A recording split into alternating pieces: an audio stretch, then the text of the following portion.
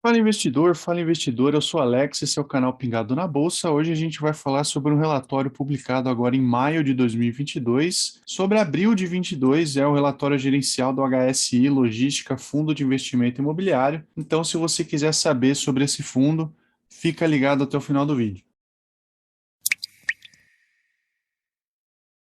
E antes de mais nada, eu já vou pedir para você se inscrever no canal aqui no botão que vai estar aqui embaixo, tá? E também curtir o vídeo, já aproveitando que você vai estar aí embaixo, já curte o vídeo para ajudar na divulgação do canal. E o fundo aqui, HSLG 11, ele tem como objetivo a obtenção de renda e ganho de capital mediante investimento em imóveis ou direitos reais sobre imóveis prontos do segmento logístico, através da aquisição para posterior locação, arrendamento, exploração do direito ou alienação, inclusive de bens e direitos a ele relacionados. Tá? Então, logo de cara aqui a gente vê que é um fundo logístico e também que ele não trabalha com desenvolvimento, tá? Ele tem intenção aqui de investir em imóveis prontos, certo? Quais são as taxas dele aqui? Então, a taxa de administração é de 0,85% ao ano sobre o valor de mercado do fundo, mais uma taxa de escrituração. Taxa de performance é 20% do QCD IPCA mais 6,5%. E aqui algumas informações sobre o fundo. Então, no dia 29 de 4 de 22, ele tinha como valor de mercado aqui 1 bilhão 125 milhões de reais, tá? R$ 88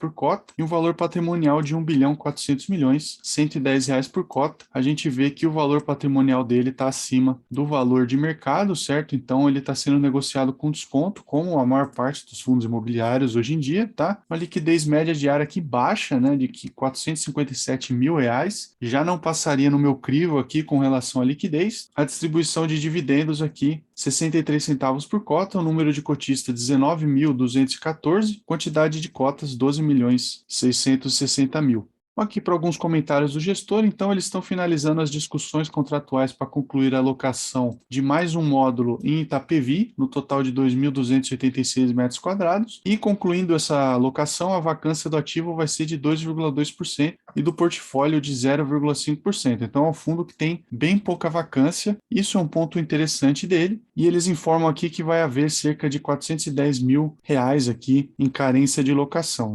então 3 centavos por cota. Aqui oportunidades de aquisição estão sendo avaliadas com o objetivo de reciclar os valores procedentes da venda do ativo em Santo André. O fundo vendeu o ativo em Santo André e está buscando ainda algumas oportunidades para poder reinvestir esse valor da venda. Aqui o resultado do fundo, vamos dar uma olhada aqui. Então, a receita imobiliária de 7 milhões e meio, quase de reais, a receita financeira de 276 mil reais, menos essas despesas totais aqui de 907 mil reais, a gente chega para um resultado de 6 milhões e 800 mil reais, um resultado realizado por cota aqui de 54 centavos e um rendimento, né, distribuído por cota de 63 centavos. A gente vê que no primeiro semestre aqui temos 29 centavos de resultado acumulado. E se a gente for dar uma olhada aqui, considerando resultados acumulados de exercícios anteriores, são 6 milhões de reais, 49 centavos por cota, tá? O realizado aqui menos o distribuído de 9 centavos leva a um resultado acumulado real aqui, né, de 5 milhões de reais ou 40 centavos por cota. Isso aqui já considerando outros exercícios, certo? E a distribuição de dividendos do período foi de 63 centavos por cota. Esse valor corresponde aos rendimentos apurados no mês de abril. O resultado do fundo no mês foi de 6 milhões aí, 54 centavos por cota, e o resultado acumulado no fundo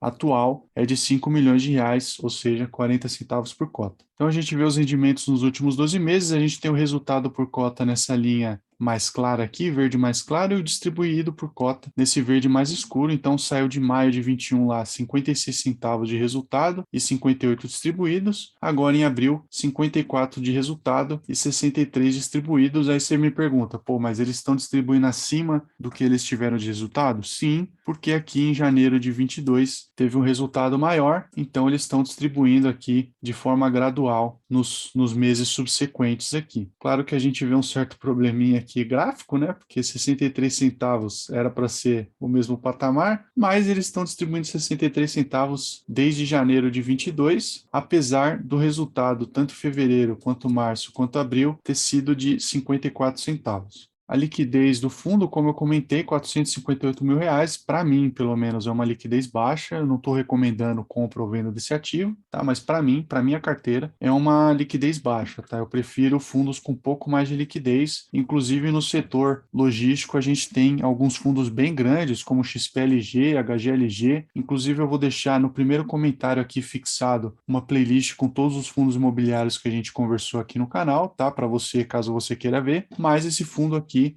apesar de ser um fundo grande, ele não tem tantos cotistas e a liquidez dele é bem baixa. Então, é um ponto de atenção aqui, o volume de R$ 8 milhões, 96 mil cotas negociadas no mês, não é muito para um fundo de mais de R$ 1 bilhão.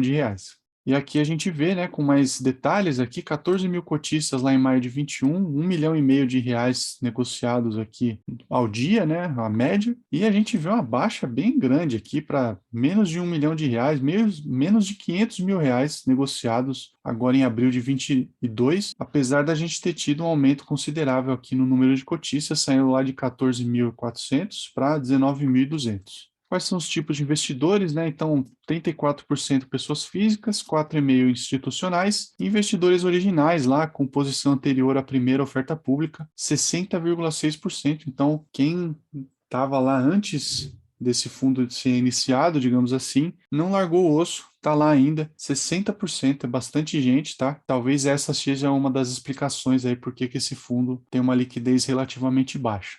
Vamos ver a carteira de locatários aqui, os indicadores. Então, a receita contratada por locatário, quase metade do fundo tem da receita aqui da Via Varejo, tá? Apesar de ser uma empresa grande, negociada em bolsa até, é meio complicado, é uma concentração relativamente grande aqui, 48%. Grupo Pão de Açúcar, 14%, Comercial Esperança, 12%, Lojas Renner, 7%, Ibratec, 7%, Ativa Logística, 4%, Fresenius, 3% e outros, 5%. Tirando a Via Varejo, tem uma certa diversificação aqui com relação aos locatários, e a gente vê o aluguel médio aqui por metro quadrado, em Contagem R$ 30, São José dos Pinhais R$ 10, Itapevi 20 e Arujá 19, a média aqui fica em R$ 20,50 por metro quadrado de aluguel.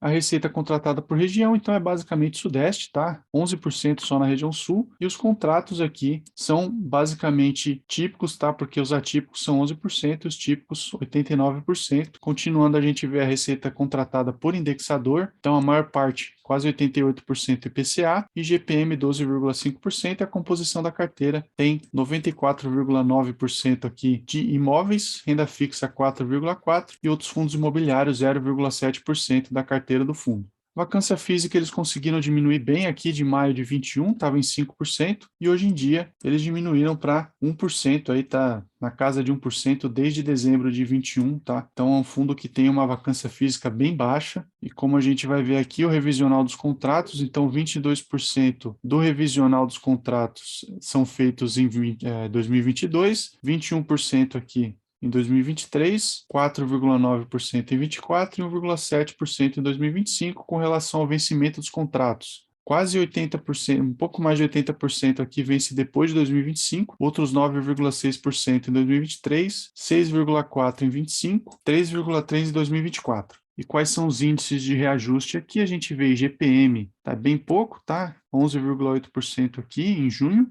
e IPCA, junho também tem 12,1% de IPCA, 11,8% em maio, em setembro basicamente aqui 40% do reajuste via IPCA.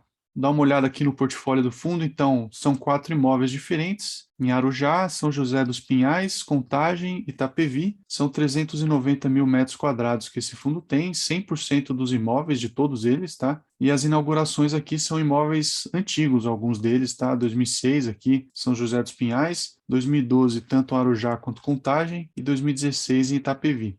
E a distância das regiões metropolitanas, então a gente sabe, com relação a imóveis de fundos de logística, quanto mais próximo de regiões metropolitanas, quanto mais próximo da last mile, que eles chamam, do cliente final, melhor, mais caro eles conseguem cobrar no aluguel. Então a gente vê aqui até 30 quilômetros das regiões metropolitanas, 64% dos imóveis, e até 35 quilômetros, 36% dos imóveis. Aqui vamos dar uma olhada rápida nos imóveis. Então, Arujá, a gente tem aqui fica a 34 quilômetros da região metropolitana da capital, né? Os principais locatários são o Grupo Pão de Açúcar e Lojas Renner, e uma BL aqui de 139 mil metros quadrados. É um condomínio logístico, como a gente pode ver na imagem aqui, e também a gente tem São José dos Pinhais, como a gente pode ver, a imagem aqui do imóvel do fundo fica a 17 quilômetros da capital. Via Varejo é principal locatário, tá? 74 mil metros quadrados de ABL, um contrato atípico. A gente continua a contagem. ABL de 92 mil metros quadrados, são 13 quilômetros de distância para a capital.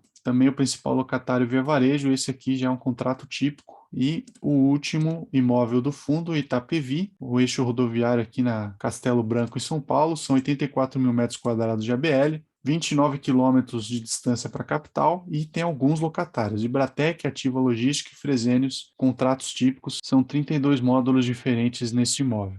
Então é isso, se esse vídeo foi útil para você, considere se inscrever no canal, curtir o vídeo, eu vou deixar um botão aqui nessa tela final para você se inscrever no canal, caso não tenha feito ainda. Também uma playlist com fundos imobiliários que a gente já conversou aqui no canal. E lembrando, no primeiro comentário aqui eu vou deixar uma playlist com os fundos imobiliários de logística que a gente já viu aqui. Então é isso, a gente se vê no próximo vídeo.